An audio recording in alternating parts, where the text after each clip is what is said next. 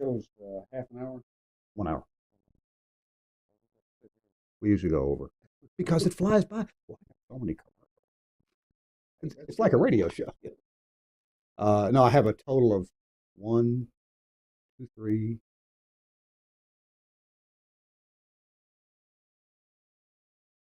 4, 5, 6, 6 minutes. 7 minutes. In 1 hour, I have 7 minutes. In fact, after we do the introductions, we break pretty quickly for the first commercial. We kind of tease what's coming up, and we'll play the commercial that I showed you, the one that I edited this morning. I had a advertiser drop off. No hard feelings. They just said they got nothing to promote right now, and so but I got 3 people waiting. To advertise. So these are all broadcast. Oh, okay. Hang on a second. Let me see the show. I didn't update my screen. There we go. There we go. Thanks for the heads up. Let me run over to share that.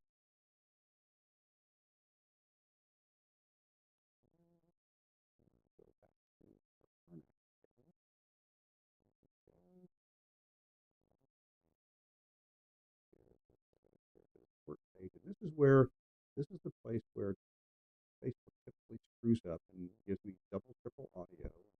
It's painful.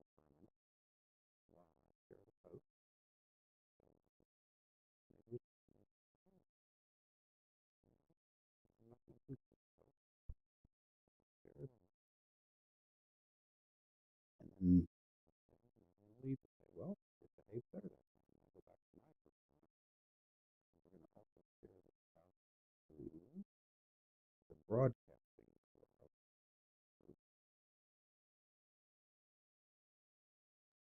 Our distribution model and is if you're an engineer, radio engineer on Facebook, you can't avoid it. That's the distribution model. Okay, I think we'll close Facebook now. And we'll go back to our originating page, which is somewhere here. Where did I put it? Oh, that's right. It's on. Yeah, mute the phone's a good idea. Mine's muted. Like trying to call us, fuss at us being on the air. That's right. That's right. All right. So I got to remember, that's our camera. We're not looking at ourselves. We're looking at the camera. There's our audience right there in that little tiny hole right there. A little tiny window on the world. So Suncast, are we ready then? I guess we are. Okay. Well, good. Well, it's about 2 minutes till the top of the hour, 2.5. And clear my throat. Let me get my water a little closer. I'm still recovering from my terrible sickness. Jim, how bad would it bother you if I set this water on the tape machine? It won't bother me at all. It won't? Okay. All right. You've probably it doesn't have sugar and. I'll bet you're the kind of engineers who's measured expensive transformers while you're drunk. Why would you say that? Why would you say that? Because it's not. Are you baiting me? It's not illegal to measure transformers while you're imbibing. You know the story, don't you? That's you just told it to me. Didn't know I was doing it. Well, I'm glad you did. We won't mention the guy's name. No, we won't. All right, Suncast. I guess here we go. We'll give you the countdown. And I guess I take it that Tar hasn't shown up yet, right? Okay. Well, if he pops in, let me know. I'll go ahead and put the chat window up for me in case somebody needs to chat. All right. Hey, everybody on the network. Glad you've joined us. We're actually starting on time today. Isn't that amazing? That's because I've been here for an hour and a half. Have I been here on time? I've been here 2 hours. That's right. It's This Week in Radio Tech. This is the part that gets cut out from the final version, so I'm glad that you joined us for the live version. I'm Kirk Harnack. This is episode 734, and we'll start the show in 3, 2. Hey, welcome into This Week in Radio Tech, the show where we talk about everything from the microphone to this famous audio console behind me here. Wow, we're going to tell you all about that. With me here is my guest, Jim Gilmore. Hi, Jim. Good to see you. Hi, Kirk. Nice to see you. It's always a pleasure. I got to tell you something. I'm I only embarrassed. call you when there's problems. usually. That's right. There was a short time when you'd call me and there was a problem here. Yes, there have been several of those. Yeah, that's right. That was 15 years ago with an Axia Is it system. that long? Yeah. That's when I was first getting into IP audio.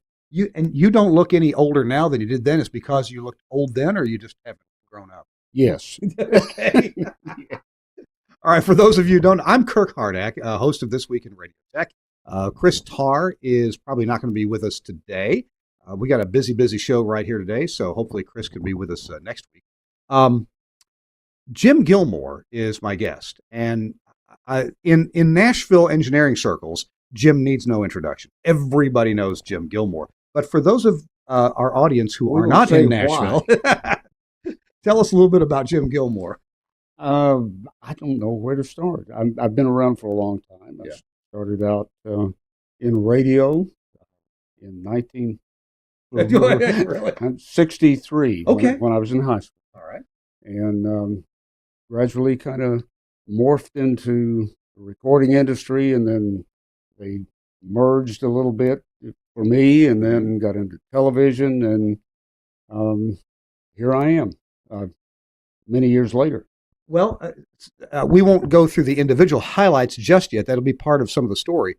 But basically, if you're a broadcast engineer in Nashville, Tennessee, Music City, USA, and people hear about your talent, you're going to end up in a recording studio at some point, right? Pretty much. Yeah. And back years ago, the radio stations in a smaller town where I grew up became the recording studio too. If people wanted to record something, they came to the radio station. That reminds me of the movie, Oh Brother, Where Art Thou?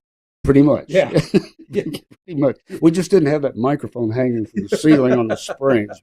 But it wasn't far divorced from that. Yes. Oh, wow. And through your career, you've also worked for a rather large company that probably all of our viewers are familiar with, and that would be Harris. Harris Corporation, Gates Radio. Mm-hmm. Those were some great times, and I had some wonderful mentors. The two who come to mind quickly are Wally Kabrick and George Stevenson. Wally was the guy who designed the stay level, the level devil, the SA-39, the Gates dual limiter. He did all that tube design. He was a genius, and by the time I got there, Wally had been kind of pushed aside because everything was going to ICs and solid state. And Wally was my supervisor, and he was kind of back away from things. So I used to go talk to Wally a lot, and he loved to tell you stories and teach you about tube audio. That's where I really learned a lot about vacuum tube audio. We would go to the Plaza. You ever go to the Plaza in Quincy, Illinois? No. It was a nice restaurant, but they had a great bar. And after work, Wally used to go to the Plaza and drink martini. So you went to the Plaza with Wally, had martinis, and learned more than you could ever hope to learn in college. Yeah. Wow. And George was an amazing guy. He designed all the early automation stuff, automatic tape control. He was the chief engineer at WCFL in Chicago. Built the studios where they did Chicken Man and the Tooth Fairy. Goodness. Yeah. He was good friends with all those guys. And George was amazing. Now, that career with Harris took you to a number of places around the world, right? It did. Real garden spots. Lagos, Nigeria was one of them. Shogunlei. But there were some great places. Like I had a wonderful time in St. John's, Newfoundland. We were all over, but all over the United States and out. We had in England. We allied with a company over there, Dynamic Technologies, and we were swapped out to England many times, and so I worked over there. Just great stories, wonderful. We've got a packed show because there's more to Jim Gilmore's career that's really interesting. I think one of the first times I met Jim, he showed me this, I think it's a $250,000 audio console that he was rebuilding. This, I don't know if this is over at CMT or That just was where. probably one of the SSL Yeah. consoles, maybe the 8000. Yeah. But it was a big rebuild. It just floored me how big this console was. And Jim, he just knows it like the back of his hand. Well, and we're Sometimes. I should tell you where we're coming to you from because excuse me, today's show is going to be largely about this audio console, which has an amazing history of its own. And we're also going to take you on a tour through a mobile recording studio that so many artists that you know have recorded in this mobile studio. And we're going to take you through it a little bit later on in the show with Linda Campbell. We are at the Musicians Hall of Fame and Museum in Nashville, Tennessee. That's where this studio is that we're in right now. And we just got a tour a little while ago of part of the museum. That's just amazing. So that's coming up. We're going to be right back after this word from our new sponsor, Air, makers of Playout One. Hey, it's Kirk Harnack, and I'm here with Ricky Lee, the CEO of Air. Ricky, you guys make a fantastic automation system, but streaming is a really big deal. Tell me about streaming with Air. It really is. We've got a beautiful streaming platform with an incredible dashboard with fantastic analytics. And you can buy it for just $20 a month. All you can eat. No limits on bandwidth or bit rates.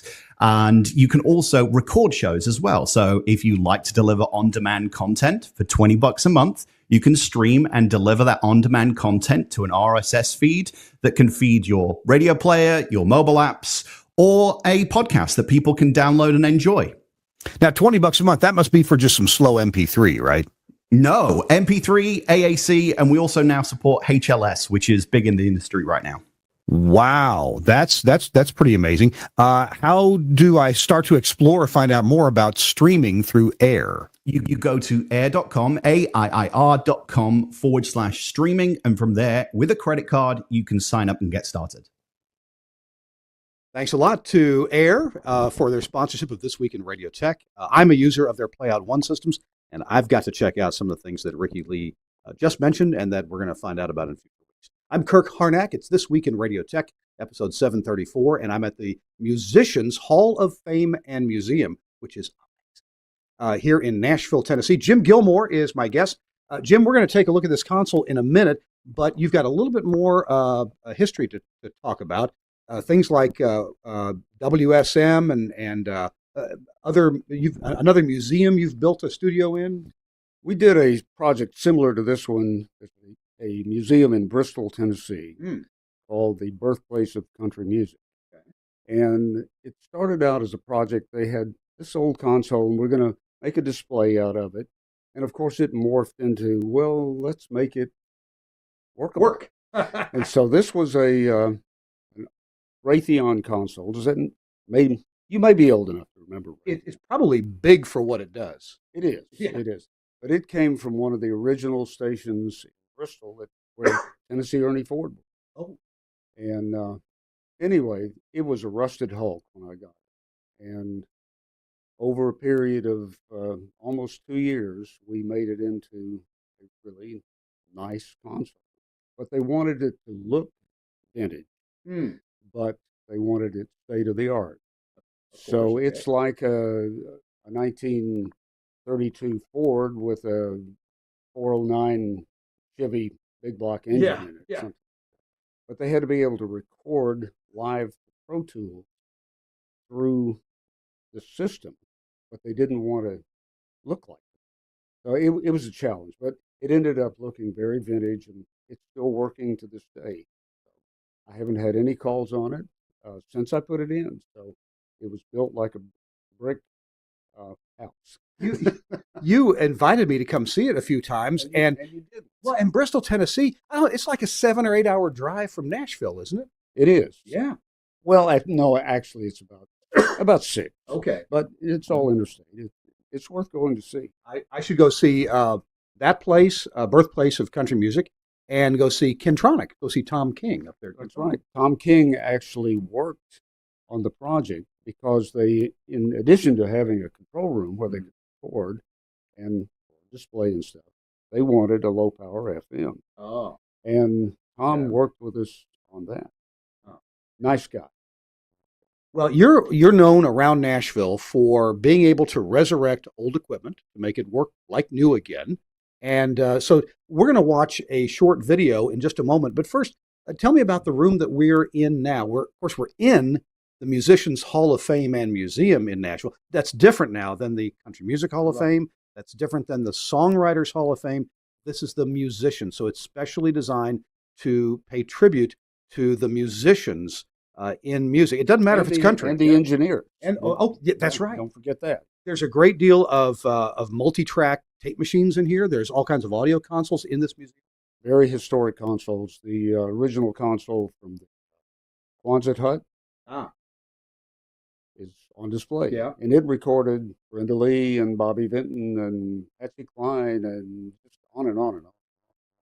And this trailer that we're going to see, this mobile recording studio, we're going to see in just a little bit. A lot of rock and roll artists have recorded in there, including Jimmy Buffett did some recording in there. Yes, he did. Yeah. And I think you will probably note some of the things when you play the video that you did earlier, Linda. So this room right here we're in is a workable studio. It's a workable studio where radio stations can come and do live broadcasts. Something's going on in the museum they want to talk about, or if they just want to say, hey, we're here at the Country Music Hall of Fame on my mind, because I do stuff over there for them too. Yeah. But you can come here and do a live broadcast. We're here at the Musicians Hall of Fame. We're live. And they can run the same console that used to run 60 years ago. 60 years ago? Holy cow. Yeah, it was built back then. So, have you changed the tube since then? Wish. This console does not have the original electronics for it, because when it was donated to the Country Music Hall of Fame, the electronics, unfortunately, were in two big racks, like this one next to it. And they said, well, we don't need them. They threw them in the dump. Wait, this console originally, the electronics were not all in it. They were external. No active electronics in this board. My goodness. This is all just passive, and everything went to all the amplifiers in the rack. Wow. And so they kept the console and threw the racks in the dumpster. And they donated this to the Country Music Hall of Fame, and it sat there for 25 years and ended up over here. You know, that's a bit like comparing a vision switcher from the 1950s or 60s that a TV station would have, where the panel that the operator, the technical director would use was just a panel of buttons, right, and all the electronics were back in the rack room. So audio consoles used to be, this one anyway. Yeah, very much. And we've kind of come full circle with audio over IP. You've got a Surface, and you got one Cat 6 going out to all the intricacies in the rack. Yeah, wow. Well, tell you what, some friends at the Tennessee Radio Hall of Fame, so many Hall of Fames here, Halls of Fame, friends at the Tennessee Radio Hall of Fame produced a 2.5-minute video with Jim Gilmore about this console, and they did a great job of putting lots of information in the 2.5 minutes. So Suncast is going to roll that video for you right now. What you're looking at is a piece of broadcast history that almost didn't survive. It almost went to the dumpster, but it was salvaged. It started life at the WSM transmitter. They were asked to custom build a console to mix the Opry when it was at the Ryman. So in true WSM fashion, they said, what do you want? We'll build it. So they constructed this right down to cutting out every piece of aluminum, wiring everything inside the board, and they built a console for the Opry. The Opry moved from the Ryman to Opryland, and this console was surplused. So they said, wait a minute, we need that to mix a morning radio show at WSM called The Waking Crew. And we have still the original scribble strips up here that show all the instruments and some of the talent that was done with the Waking Crew. When Channel 4 was sold and WSM had to move away from Nob Hill, so the console was once again surplused, and they donated it to the Country Music Hall of Fame. So the console was just a shell. It had no electronics, and it sat for about 25 years, and I was down there one day, and Alan Stoker said, "Come look at this board." I called Joe Chambers here at the Musicians Hall of Fame, and I said, "Joe, I've got this console. Would you like to have it for a display?" And he said, "No, not a display. It has to work." And I said, "But Joe, it has no electronics." And in his fashion, he said, "Well, it's got to have electronics." So here it is in 2023, a completely refurbished console with state-of-the-art electronics in it. And it is in a room that is fully capable of doing live broadcasts for radio. The room can do podcasts. And if you want to come see the board in person, you can come to the Musicians Hall of Fame. It is an operating exhibit, and you can come in and have a look at it. Maybe someone will be in here working, you can see them work, or maybe there'll be a radio station doing a live broadcast, and you can watch. It'll be just like old times. That is cool. What a piece of history. Jim Gilmore is holding a schematic diagram of this thing. I don't know. This probably won't come through, but just the fact that we have it. Jim? Turn on a minute. Yeah. Audio 1, 2. Just Okay. We can cut that part out. Is it okay now? yeah, it sounds good now. Okay. Go ahead and the video. All right. And we're back in the studio after that quick video about the console that's behind us. Jim here has located a schematic diagram of the console. I get it, hand drawn with a little help, drawn in 1975.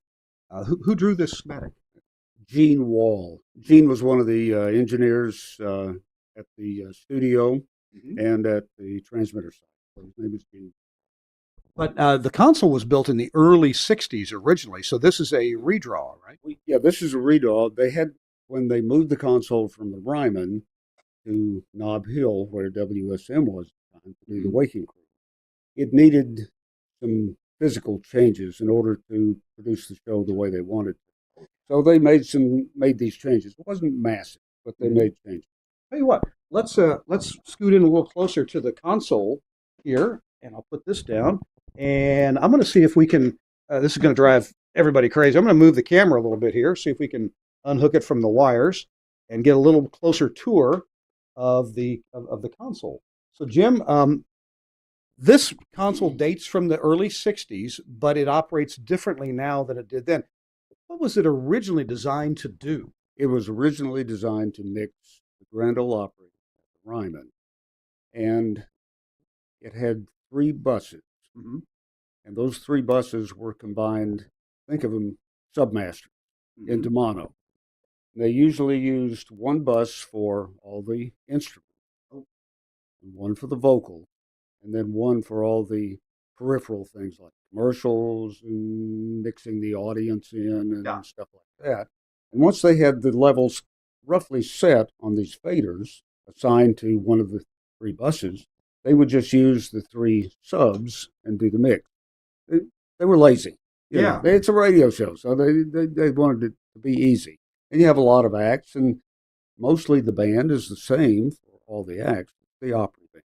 And so they know pretty much where everything's going to be, and so they just start there. When we changed this console, Joe Chambers, who was the original, the guy who had the concept of the museum and put it all together, said, when we put this thing in for the stations, they're going to want to be stereo. So it has to be stereo. And I said, Joe, it was never stereo. He said, well, it has to be. So, okay.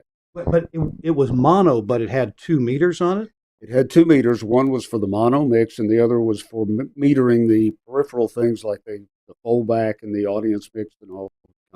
It was a utility meter. And this switched the meters to the other bus. Okay. So anyway, we ended up, here's how we can do it. So we took 1 bus for left, 1 bus for right, red and green, and 1 bus for aux or Q.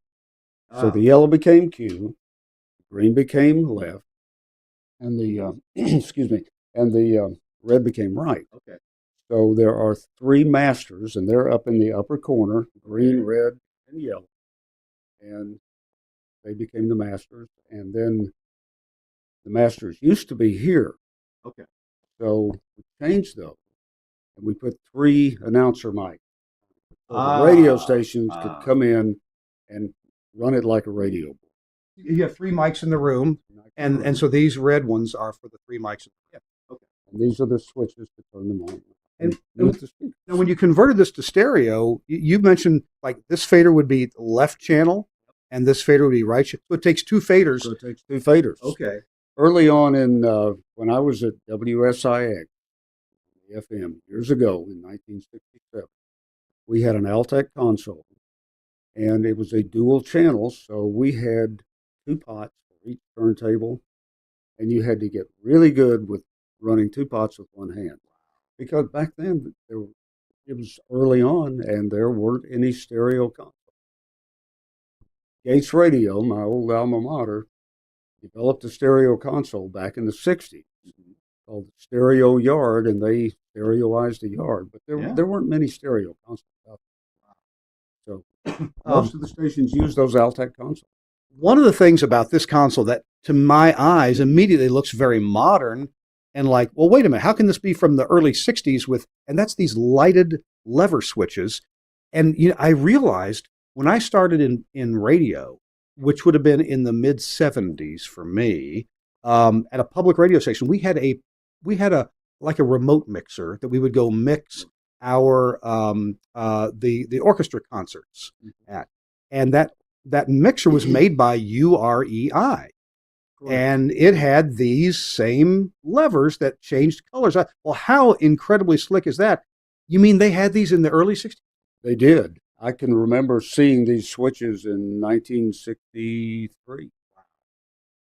If anybody wants some trivia, they are made by Switchcraft, and they were called Lever Light. Of course. and there were 3 versions of them. Yeah.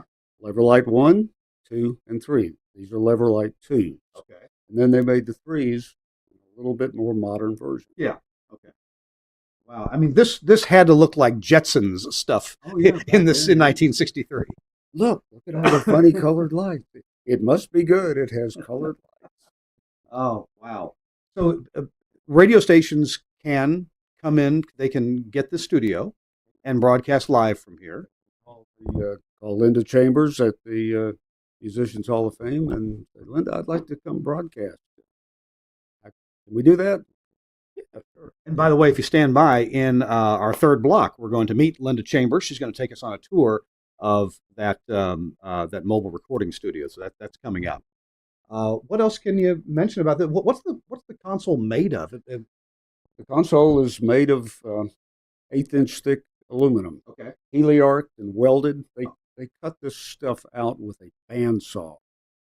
They cut all these angles and everything in the shop at Concord Road where WSM AM is. Are you kidding me? No, it was built in that shop.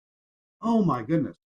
Another piece of history. That's like 5 miles from my house. Yeah. This is the WSM transmitter site. Big famous self-supporting or 2 self-supporting towers back to back. The Blawnox diamond-shaped. Wow. And I have been to the machine shop they have in the basement. And this was built. I thought they built transmitters there. They did. They Okay. built the first TV transmitter. Wow. The first Channel 4 transmitter was built in that same shop. Oh my God. Wow. So I'm not sure what else to ask. So this was used at the Grand Ole at the Ryman, right? At the Ryman, and then it was moved to WSM on Nob Hill Road, and it mixed the Waking Crew. If you look, these are all things from the Waking Crew. Teddy Bart, and you look at, there's it says sax Norm. That was Norm Ray on saxophone. I mean, these are the original scribble scripts that are from that. This was in the mid 70s. Yeah. They had live musicians on the Waking Crew. Totally live orchestra. Oh my goodness! Can you imagine what that was? In the mid 70s. Yeah. Wow. The live orchestra stopped in around 82 or 83 because when they moved out to Opryland, they were still doing the Waking Crew, and they did it from the Stage Door Lounge. And then they moved it to General Jackson. And then to the boat? The boat? Yeah. They did the show from the boat. They did. It was Wow. docked, Yeah, sure, but sure. yeah, they did for a while. They did the Waking Crew from the top, And then was it but not owned? with this console. Yeah, okay. Was it owned by Gaylord at that time? Yes, Okay. yes, it was. It was originally owned by National Light, Yeah. and then there was a sale, and American General took over National Light, Mhm. and American General said, "We don't want to be in," and they sold it. And Ed Gaylord bought everything. Wow. That was the hit. We're going to find out a little bit more about the electronics that Jim Gilmore decided to put in this console when he rebuilt it for use right here, because it was empty. It was a shell at that time. So he had also, he had to make it fit. But we're going to find out about that and a lot more coming up. This week in Radio Tech, we are at the Musicians Hall of Fame and Museum with Jim Gilmore. We're in the radio studio that's available to you if you want to broadcast live from here yourself. I'm Kirk Harnack. It's This Week in Radio Tech, and we'll be right back after this from Broadcast Bionics. Welcome to the Bionic Studio. The Bionic Studio brings all audience interaction to the fingertips of a production team in radio, TV, and podcast. Our workflow-led system is working 24/7 around the world for small broadcasters and national and international networks. Our telephony module, Bionic Talk Show, allows cost-effective centralization, remote operation, scalability, and resilience across an entire network of stations, but at the same time is used in single-studio self-op environments. Social media curation and activity is now considered a broadcast-critical part of programming. Bionic Social means the studio isn't overwhelmed with a wall of interaction from an ever-growing number of social platforms. We combine SMS, MMS, and email together with a speech-to-text service for listeners using smart speakers. We enable studio teams to curate, filter, and display all platforms in one place, and post text, images, and video content to multiple platforms in one operation.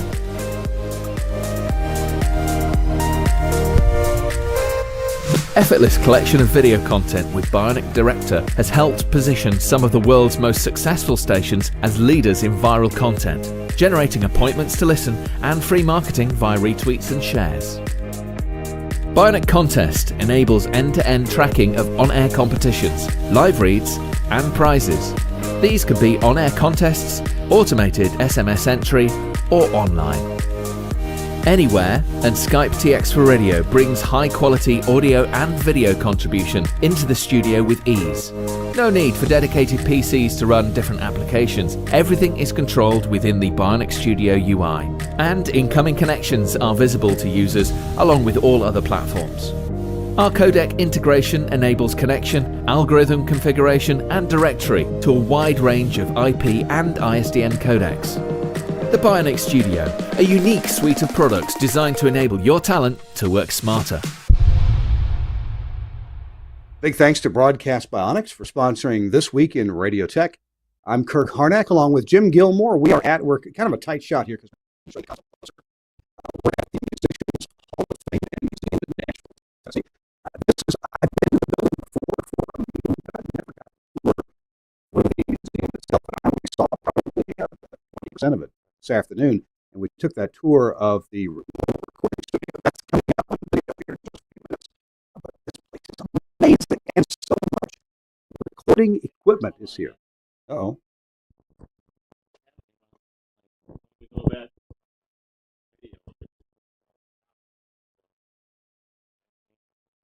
Yeah. Okay. All right. Sorry about that. I don't know why. You want me to start over? Okay. Just remember to cut these parts out. I know you will. All right. Here we go in 3, 2, and a big thanks to Broadcast Bionics for sponsoring This Week in Radio Tech. Sure appreciate you. The very modern side of broadcasting. Hey, I'm Kirk Harnack along with Jim Gilmore. We're at the Musicians Hall of Fame and Museum in Nashville, Tennessee. And specifically, we're in the radio studio that they wanted to build to encourage radio stations to come broadcast live from here. And Jim Gilmore rebuilt this room, what, about 3 years ago, 2 years ago? Yeah, it has been about 3 years. Actually, it started even earlier than that because it was all during COVID when I was really working on it. And I guess that was fortunate. So I asked Jim if he would get a little technical with us as engineers. So he's going to give us a tour and tell us some of the design considerations, what he tried to keep the same from the original design concepts in the early 60s at the Ryman Auditorium to integrating that with today's necessary modern electronics, keeping things very low noise. And it was a bit challenging, wasn't it? It was old school because I wanted to retain the original design of mixing bus that it had been built around. And if you're old school, you will recall that a low impedance balanced mixing bus has to have backloading resistors and has to be all calculated with the number of inputs, and the value of the resistors depends on how many inputs you have, what you're mixing, and then when you're actually moving the switches, if you move it off of that bus has to be backloaded so that it keeps the same impedance and does not change the level. So if we had a tone going into one of these and we had a source assigned to it, and we moved that off, if we didn't have those backloading resistors, you'd see the level change, go up. And so you have to keep everything balanced. And to do that, I had to go back and get the books out because I hadn't built a low impedance balanced bus mixer in probably 50 years. Now, how is that different from modern analog mixing designs? Modern analog mixing, generally you have a summing amplifier. And you can put as many inputs as you want into that summing amplifier because at the node point, it becomes infinite. And it doesn't make any difference if you switch stuff in and out.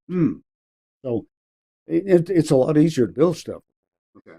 The old school thing gives you the advantage of a really quiet bus. It's balanced. And, it's just a lot more trouble. And modern consoles, you're switching so much stuff in and out and moving buses around. You just couldn't do that. You've got to have zero impedance. Okay. And so we didn't do that. We kept that, and I had to design the amplifiers around that. Okay, so that's what yes, you designed your replacement electronics around the parts of the console that you wanted to keep intact. Yes, we kept that aspect of it original. Okay. And for two reasons. First of all, I wanted to kind of keep it as vintage as we could, but secondly, going in and rewiring all these things is a lot of work. So you showed me the electronics up here. I can show you some of them here. We can open this up. I'll hold that. And okay, that's hold okay. itself. If that bothers it, I didn't do a good job building it. These are all amplifiers that were built for this. In truth, part of them were built. These I designed for the console in Bristol years ago. I already had those designs. I was able to put them. But the other stuff we had to build. There's transformers in it. There's active balance stuff. It's a mix of modern and old. And we can pull this up, but that's wow. I don't think we'd be. We won't see much from that. Well, maybe we. See, I'll move the camera up and over to have a look at the scribble strip. Here we go. Oh my goodness! Here you can see the bus. And you can see these were all these original terminal blocks were how the audio sources got in and out of this. Yeah. So it was a challenge. Wow. Easy, convenient solder connection. Yes. That is beautiful, but what a lot of work. My goodness. That is beautiful. It took a lot longer than I thought. Yeah. But the results was good. Oh my goodness. Okay, can you put that back down? Can. You have the strength? I think Maybe. that's a little bit heavy. It's amazingly, if you look at aluminum, they did a lot of work. But back then they had plenty of people. No problem. I don't think you could afford to build it like that these days. So how people like me, people who are watching the show, I posted a picture of you a couple of years ago after we had a Tennessee Hall of Fame, Radio Hall of Fame meeting here on Facebook, and I got a lot of people appreciating the work here. Aside I from thought you were going to say they recognize me for posters in the post office. aside from engineers like us, who appreciates this kind of work? You've raised a really good question. And how long is this technology going to be appreciated, understood? I don't know. Yeah. I don't have an answer. Yeah. Maybe by the fact that we're sitting here talking about it, somebody in the future will see that and say, "Oh, yeah, I get it." I just wonder. I mean, in 50 years, will somebody say, "Well, we're going to put a vintage Mackie console in there now"? What stuff do we have now that will be worth doing? Yeah. It's like if you're going to restore an old car, if you've got a 32 Ford or something, or a neat Corvair, but who's going to restore a Tesla? Who's going to restore a Kia? Or, Right. Who's going to care about Right. I think one thing that we all appreciate, even whether it's electronics or something else, is commodity materials, commodity items are not that special to us in our heart. And this is not a commodity item. No, it's not. I mean, we're in a society and in a business where everything's disposable. How long has it been since you fixed a TV? Have you fixed? I actually repaired a power supply in one of my Samsungs. But how many people are going to do it? And if you take it to a TV shop, if they even exist, what are they going to charge you? It's not worth it. Nobody does that anymore. Well, when you can buy literally a 90-inch TV for $1,300, that 20 years ago, when they had something even close to that, it was $16,000-$17,000. But now, now at Costco you can get an enormous TV. Because we just bought one for our radio station lobby, right? I just bought one not long ago, and it's a 65-inch, and it's under $1,000. But let's think about consoles. Yeah. Let's think about some of the Telos products. They're wonderful consoles, and you can buy them for the right price and everything. But will they be restored in the future? Right. No, because you'll be able to buy the next generation or something cheaper than you could even think about restoring it. Exactly. Sure. Now there are other consoles, and we talked earlier in the show about maybe the first time I met you. I swear somebody, maybe it's CMT, maybe it was you, I forget, showed me a big console that was getting restored. And I thought it was you, but this seems to be something that's near and dear to your heart. You seem to understand the complexities and the scale of recording studio consoles that are, longer than your arms are wide. Tell me about your passion for rebuilding these kind of consoles. Well, I think it's probably twofold. One is they sound wonderful. They sound really good. And the modern digital consoles don't have that warmth and the clarity that some of the older knees and things like that have. So that's one reason. Another reason is just for the fact of saying, I've got this Neve console, wonderful restored console. So I don't know if that answers your question. Yeah, it kind of does, because you have a passion for doing this, because I've seen you involved and you've told me stories about it. I do, I do want to keep some of the old stuff going. Compressor limiters, mic preamps, and things like that. I do have a passion for it. And people are at the point right now, there's going to be a peak on what the stuff is worth and how people really want it. But right now, it's very desirable because of the sound. You can get a plug-in. Let's say we're doing a Pultec EQP 1A, excuse me, equalizer. It's got a certain sound to it. And you can get the plug-in. But it really doesn't, it's close, but it doesn't sound the same. And, how long are people going to really want that? You mentioned compressors, and before the show, you were showing me some video of an RCA compressor that you were rebuilding. Tell me about these old compressors. And earlier, you also mentioned the Level Devil and the Stay Level. Yeah, all these are very desirable boxes, and people love the sound of them. So, I was just rebuilding an RCA BA6A. Before that, I was think I did a Level Devil, and I think I did another RCA 86. But these are all for clients, and they wanted them redone. This one client of the RCA 86A1 brought this thing to me in a box, and it was a basket. It was rusted. It was just completely. My advice was, don't do it. And yet he said, I want to do it. And I said, it's going to cost you. I don't care.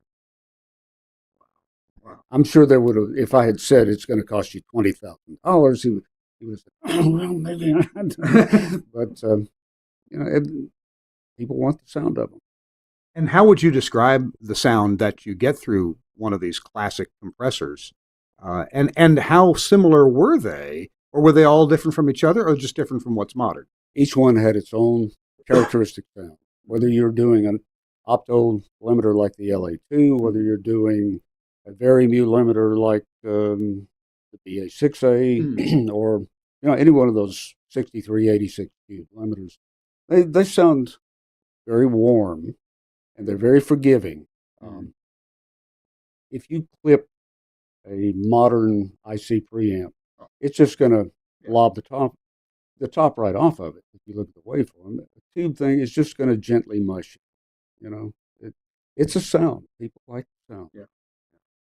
Well, speaking of sound and people liking the sound, as I've alluded to, there is an exhibit here that I got to go through about an hour ago with Linda Campbell, right? Linda Chambers. Chambers. I'm sorry. It's the fourth time today. Linda Chambers. Linda is the CEO and curator, co-founder, yes, of the Nashville Music with her husband Joe. With Joe, yeah, who is no longer with us. Yeah. And so we're going to take a look at that in a couple of minutes. It's This Week in Radio Tech, our 734th episode. Kirk Harnack, along with Jim Gilmore in Nashville, Tennessee, at the Musicians Hall of Fame. And our show is brought to you in part by Henry Engineering. And Henry Engineering is the maker of this amazing product. I just installed 4 of these in Hawaii. As soon as I think Suncast is going to get it up here on the screen. There it is. It's the back UPS. Now, why am I so darn crazy about this box? Because it makes my job super easy. So, there are some key pieces of equipment in your radio station that have 2 power supplies, and that's great. File servers, other servers typically have 2 power supplies, but there's a lot of gear that doesn't have 2 power supplies. Some of it maybe should, but some of it doesn't. Maybe your EAS gear, maybe the amplifiers or the relay system that pass your EAS gear, your EAS audio, your station audio through that. Maybe you've got an Ethernet switch that you depend on for audio over IP, but it doesn't have 2 power supplies. What do? Well, the back UPS is your answer. Why? Well, the back UPS has 2 AC inputs and 1 AC output. Okay, well, it's a duplex output, but they both give you the same AC. And what it does is it's got a super fast relay switching system inside that normally you would have this connected. You'd be powering your gear through the UPS. Now, I'm talking typically about gear that only has 1 power supply, but you don't want it to ever go off. So normally it's powered through your UPS. But hey, if you're like me, you know that UPSs can absolutely give it up and die. And when they do, oh man, you're out of luck. What are you going to do? They're supposed to bypass, but do they always? Absolutely not. So what this does is it switches over instantly to the commercial power, the non-UPS power. Or you could have it switch over to a different UPS. Now, that's always a possibility. But the point is, your gear doesn't go without power. And when it wants to switch back to the UPS, you can set how long that UPS power is good so it doesn't sit there and rattle back and forth if your UPS is thinking about coming back on, right? You can set that on this box. You can also get status outputs from it to hook to your remote control system. So you can tell remotely, hey, which power is my gear being powered from? The back UPS, I love this box. Again, we just installed 4 of them in our racks in Hawaii on Maui for our 8 radio stations there, and feeling a whole lot better about that. You can get this from Broadcasters General Store. Broadcasters General Store is at bgs.cc. bgs.cc is the website. You can give them a call at 352-622-7700. And they are, good folks. They'll get these things shipped right out to you. Love them. Thanks a lot, BGS, Broadcasters General Store, for sponsoring This Week in Radio Tech. I'm Kirk Harnack. We're live at the Musicians Hall of Fame. And hey, I should have warned Suncast, but Suncast, let's cue that video up of the tour of the mobile recording unit. Jim, the name of the fellow who owned this, Brian Ahern. Brian Ahern. Now, He produced many people, and you're going to look at some of the yeah. But he did. He was one of the early people that had a purely remote audio truck as opposed to video. Right. And it's an amazing truck. You'll get the full tour from Linda, but it's an amazing piece. We're going to see it, and let's roll it now. Suncast, go ahead. Hey, it's Kirk Harnack here at the Musicians Hall of Fame, and on the TWiRT show, and I'm here with Linda Chambers. Hi, Linda. It's good to see you. Good to see you. Thanks for being hosting here. us today. Yeah. We've been having a great time with Jim Gilmore in the radio studio, but you've got something pretty amazing to show us. Yeah. What is it? Here at the Musicians Hall of Fame and Museum, we honor musicians, of course, but we also honor producers and engineers. And this is what we call an Enactron trailer that Brian Ahern took all over California and then across the states, recording in here. It's one of the first mobile recording studios. And as we walk up, you'll see on the wall here is over 40 number one albums, platinum and gold albums. So many different people had recorded in here, anywhere from Willie Nelson to Emmylou Harris. Emmylou Harris. Yeah. Well, Brian Ahern was married to Emmylou Harris at one time. Yes, and so Emmylou and Dolly and Rodney Crowell. absolutely, yeah. Ricky Skaggs. Okay. Roseanne Cash. Oh, wow. Leon Russell, Johnny Cash. Sissy Spacek. Yeah. Wow. George Jones. Some of the Bradley Barnes sessions were done in this trailer. And how convenient for the artist, the trailer could pull up at their house, right? We'd pull up to their house, to a bar, to a barn, wherever. They wanted to. And so Brian helped us put this studio back together with mostly original artifacts. All right. Well, Jackson, our cameraman, is going to gingerly back himself through this as we get the tour. Look at this gear over here, these equipment racks. And oh my goodness, look at this. It's all organized. There's shelving here for drawers for Studer parts and cable ties and AC cords. Oh my goodness, look at this stuff. And then here's the Ampex reel-to-reel machines. Wow. Linda, come on in and tell us what we're looking at here on this. This is a reel-to-reel machine, a 24-track reel-to-reel. Look at that. It's an MCI. And look how big the electronics shelving was down here. Just enormous. Wow. I am told, Linda, that this entire van, not only is it metal outside, but it also has lathing of lead. Lead lined, yeah. And we actually, this was out in a field behind Brian Ahern's house when we found it. And by the way, I found out it's not too far from my house. Oh, yeah? It's where this thing lived for a while. Yes, for a long time. Yeah. And so when we brought it in, it was an 18-wheeler, and we had to lower the tires so that it would fit underneath the pipes coming in, and then we actually built the room around it. So if we leave here, I'm not sure it's going to leave.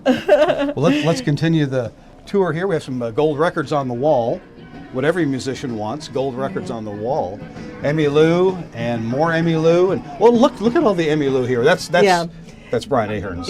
Brian Ahern was married to Emmylou, and so she recorded in here a lot, and recorded with Linda Ronstadt and Dolly Parton in here. So here's the audio console. This particular one is an MCI. I'm told that earlier there was a Neve console in here. And then we have some outboard processing gear. Wow. Just take a look at that. I'm not going to try to tell you everything that's there because, in broadcasting, we use a different set of gear than you typically use in recording. They enjoyed each other. But this trailer, this portable music studio. This is really Brian Ahern's doing. Yes. Yeah. Yeah. His dream. He said that he had a dream about building one. Uh-huh. And so he built this. And like I said, he was in California at the time and did a lot of recording in California, but then came to Nashville and recorded all over. Yeah.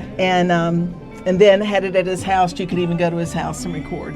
These is his studio. These are clipped speakers. I noticed that they're actually upside down to get the treble and mid-range firing right at the producer here, the mix engineer, and then the bass is up a little bit higher.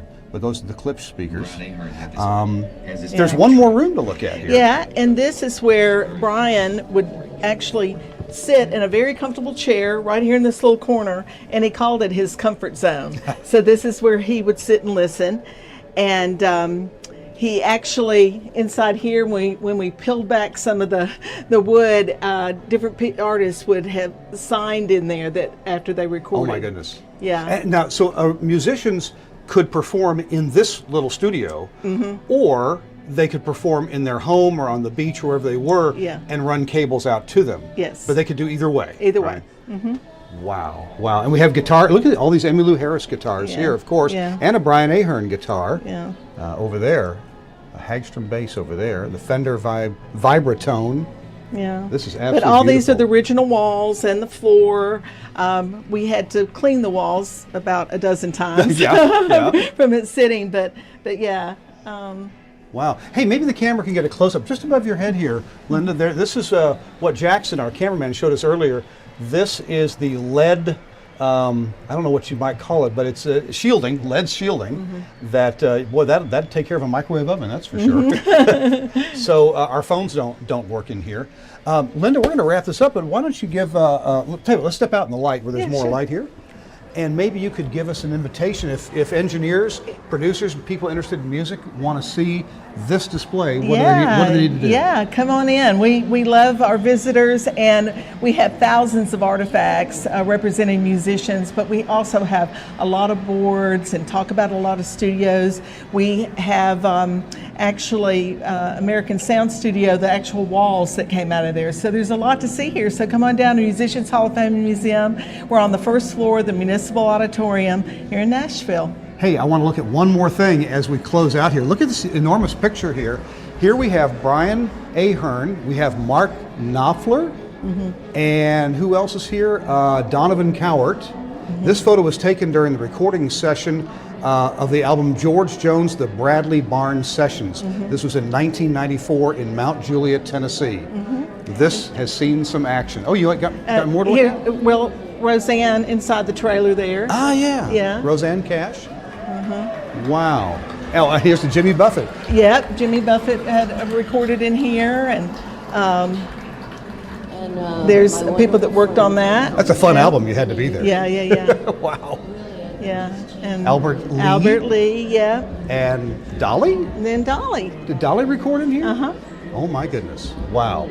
Yeah. We've got to wrap this up. If you want to see more of this, and I've lived in Nashville for 20 years, and I've been in this building once before, but I've never taken the tour. So that's on my list. Going to bring the wife and kids here, and we're going to have a good time. Yeah. Linda. Thank you so much. Thank you for we being with us. enjoyed it. Appreciate Thank you very much. I'm Kirk Harnack for This Week in Radio Tech. We are back live, and look who's joined us. Linda Chambers has joined us. Hi, Linda. Yeah, hi. Back again. It's good to see you. Thank you for your tour of that trailer. That was amazing. Yeah, thank you for showing everybody that hasn't seen it. It is amazing and it's fun. Yeah. So I've got to ask you, when I first heard about this museum, it's this Hall of Fame, it's called the Musicians Hall of Fame and Museum.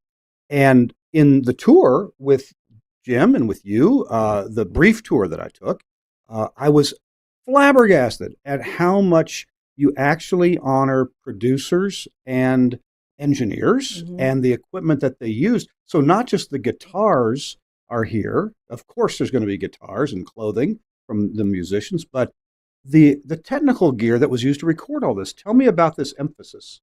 Well, not only the musicians, as you're saying, we started with musicians because we had their artifacts and we could tell the story of the musician through their artifact. And musicians have never gotten the credit do to them and how much it means they're playing on a record that makes a record. But that's also the same for the producers and the engineers. So we love everything about music and educating people on how music's made. And producers, engineers have a big part in that. Well, and now, Jim, you have a good knowledge of how the selection of equipment feeds into the sound of the finished product. A lot of times we think about just the microphone that Frank Sinatra may have been using, right?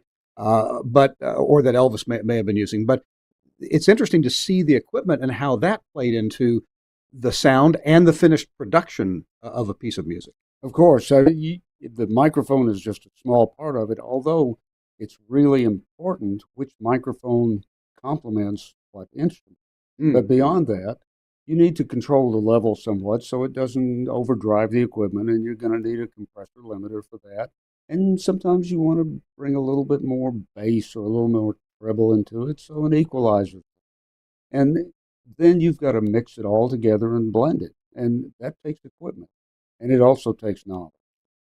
It's there's a lot between this ear and that ear that has nothing to do with equipment. A lot of records were made in the past just a good microphone and a recorder. Yeah, that's true. Exactly. Tell me about this room. What was the motivation for the Hall of Fame and Museum to build a radio studio? Well, of course, it came from Jim Gilmore. He told my late husband, who was the founder of the museum, that he had this board and it would make a great exhibit to show people how the board worked and what an old board looked like. And my husband said, Joe was his name, Chambers, and he said, okay, well, I want it to work. And Jim said, well, it doesn't work. It doesn't have any guts. And Joe was like, yeah, but I want it to work. And Jim said again, but it has no guts. So Jim spent almost 3 years, I guess, putting it back together. All during COVID. But Yeah. Joe doesn't take no for an answer. Yeah.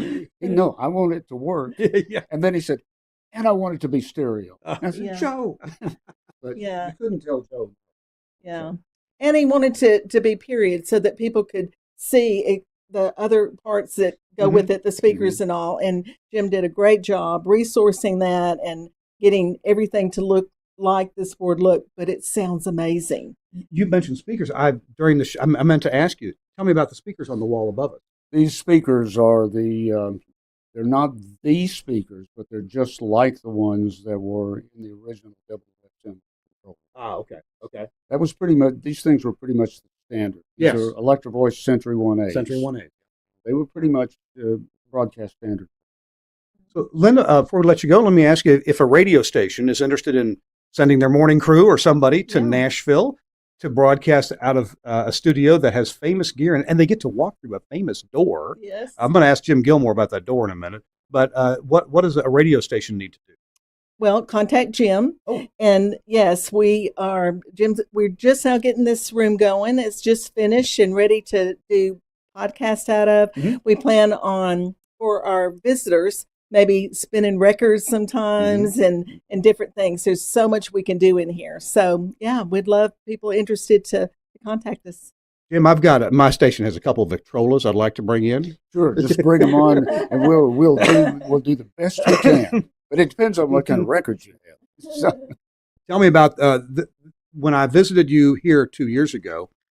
You've had an addition, and that is an entrance door that wasn't there before. What's special about the door? well, we needed a sound lock. Make sure that when there are big events going on out there, and they can have bands and everything going out there, that we isolate the sound a little bit. So the best way to do that is with an airlock, and so that's what it is. And then Linda said, "Hey, we've got a great door to put on." And I said, "What do you have?" And she said, "It's the door out of Columbia Studio B, the Quonset." Well, Why didn't the Quonset still need it? well, they have remodeled that Yeah. place and changed it over the years, and We'd had Thanks, it for a Jim. long time, in storage. Our first museum, before it closed, we had it there, and it was in a room that looked like the Quonset hut. Mm. And so it had been in storage, but Joe had worked at CBS and they were remodeling. They had taken that door down and always been into preserving, whether it's instruments, gear, preserving history is what we're about. And so he was like, you know how many people walk through that door? We can't let that, we got to find a use for it. So it had been in storage for a long time, and this was the perfect place to put it. It's fun. So who's walked through that door? Brenda Lee, Yeah. Bobby Vinton, Patsy Cline. I mean, it just goes on. And Johnny probably Cash. the last one to walk through there was, you got a guess, Linda? What was the last session done in there? Remember a song called Swingin'? Oh, yeah. Oh, John Anderson? John Anderson, yeah, okay. yeah. That was the last session in the Quonset hut as it was. John Anderson was probably one of the last people. Wow. Johnny Cash. Johnny Cash. You name it. Tammy Wynette. Yeah. So it's a famous store. Yes. You've got a display in here from Sun Records, Sam Phillips, and the recorder used to record so many famous people from Memphis. Yeah. Well, the Reco Cut machine that we have was the first song that Elvis recorded on was on that Reco Cut machine. And that was when Sun, you could go in and pay a few dollars and, you got the record, mistakes and all, but, got to record and take something home with you. And before Elvis was Elvis, he went in to record something for his mother, and it was called My Happiness for her birthday. And it was on that machine. And we got that machine from Shelby Singleton, who had Sun at one time. But the actual record went up for auction and was sold for, I think, $350,000 that was on that machine. Wow. So, yeah, it's a great exhibit, too. Yeah. I'm so thankful for both of you. We got a tip of the week coming up in just a minute. And guys, I got to do a commercial right now. So if you'll let me do a commercial, I'm going to do a commercial. I got to pay the bills. I got to pay Suncast. Suncast, we're going to talk about Angry Audio right now. And this is a console of a different kind at Angry Audio. So this is a modern console developed by a guy named Mike Dosh. He's down in Franklin, Tennessee, so he's right here in the area with all. Jim, you ought to go meet Mike Dosh. You have at one of our luncheons. That's right. He spoke at one of our luncheons. That's right. So the Rave mixing console. This is an analog console. So this is not audio over IP. Mike Dosh knows that there are applications where you just want to plug an analog console in, something that's heavy duty, and reliable. It gives you some things like a mix minus for a codec or a phone phone hybrid. It's got these beautiful faders for your for your speakers and your headphones. It uses the Studio Hub connectors on the back to plug things in quickly. Those are gold plated, so they actually last a long time. They're actually designed to connect better when they wiggle. How about that? And it's got avionics grade switches. It's got really super quiet mic preamps in it, and you can use those first four faders for either mic or line inputs. The Rave console, this sucker is well built. I've actually put one together. I put the top on the bottom. I thought, holy cow, this is nice. The Rave console, the Rave radio mixer from Angry Audio. You can go to angryaudio.com and read all about it. You can also order one from your favorite dealer, and that might even include Broadcasters General Store in California. So check that out from Angry Audio. And we also want to tell you about Max Connect. Max Connect is another terrific sponsor, and I think we have a spokesperson here to tell you a little bit about Max Connect Wireless. Let's check it out. That's all right.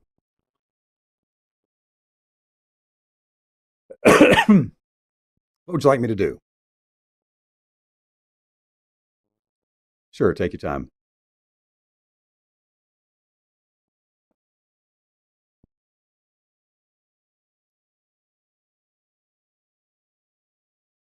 This is the part that nobody sees, except on the live feed. Those of you on the live feed, you're seeing this. Sure thing. And then you're ready to play a Max Connect testimonial. Is that right? Yeah. Okay. All right. Here we go. In 3, 2. Big thanks to Angry Audio, the website, angryaudio.com. Check out the Rave console from them or get it from your favorite dealer like Broadcasters General Store. Hey, Max Connect Wireless is another sponsor of ours. And, Josh Bone has put together an amazing service that's perfect for broadcasters, Max Connect Wireless. Let's see a little testimonial right here. With all of the recent cybersecurity attacks against large corporations, we were looking for a product that would give us the ultimate security at our transmitter sites and as well as with our broadcast equipment. Max Connect fits the bill very well. Its greatest security feature is the fact that it gives you a single static IP address. Using this single static IP address allows us to close hundreds of open ports on our firewalls across the company and restrict access to only the Max Connect IPs. This has greatly reduced our exposure to the World Wide Web and made us much more secure moving forward. It has also given us the ability to expand as needed in a secure fashion. Max Connect, go to maxconnect.com. I know it's spelled funny because the internet. maxconnect.com. And you can choose from a number of different suppliers, different ISPs, different carriers. Okay. Strange.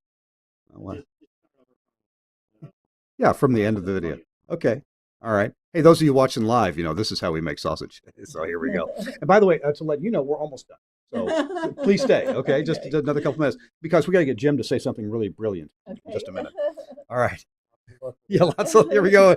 End of the Max Connect in 3, 2.